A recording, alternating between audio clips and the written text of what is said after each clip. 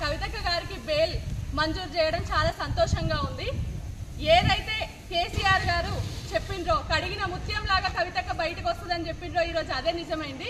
ఎన్ని కుట్రలు చేసినా అరిచేతిని అడ్డుపెట్టి సూర్యకాంతిని ఎట్లా ఆపలేరో, ముళ్ళ కంప అడ్డు వేసి పోరుదారిని ఎట్లా ఆపలేరో, ఈ అక్రమ కేసులు ఈడీ మోడీ పెట్టే అక్రమ కేసులతో కవితక్కని తెలంగాణలో బీఆర్ఎస్ ని ఎలాగైతే అడ్డుకోవాలని చూసిండ్రో అది జరగని పని అని ఈ రోజు అర్థమైపోయింది. కడిగిన ముత్యం లాగా కవితక్క ఈ రోజు బయటకు వచ్చిండ్రు.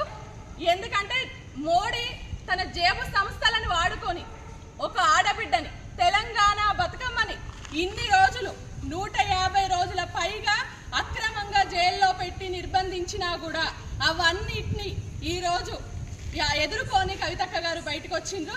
నిజంగా చాలా సంతోషంగా ఉంది. మహిళా లోకం అంతా కూడా ఈ రోజు హర్షం వ్యక్తం చేస్తున్నాము. ఏదైతే ఎన్ని కుట్రలు చేసినా కూడా అవన్నిటిని తిప్పికొట్టి కవితక్క గారు బయటకు వచ్చిండ్రు. ముందు ముందు బీఆర్ఎస్ పార్టీలో కానీ తెలంగాణలో కానీ కవితక్క కీ రోల్ ప్లే చేయబోతున్నారు. మేమందరం కవితక్క గారికి ఎప్పుడూ తోడుగా ఉంటాము.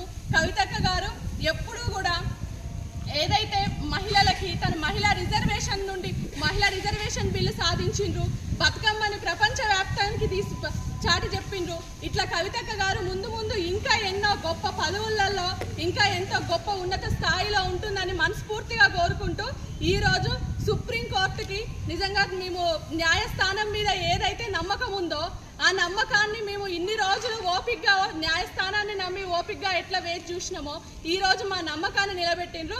నిజంగా అందరికీ ధన్యవాదాలు తెలియజేస్తున్నాము. జై కవితక్క, జై కేసీఆర్, జై తెలంగాణ.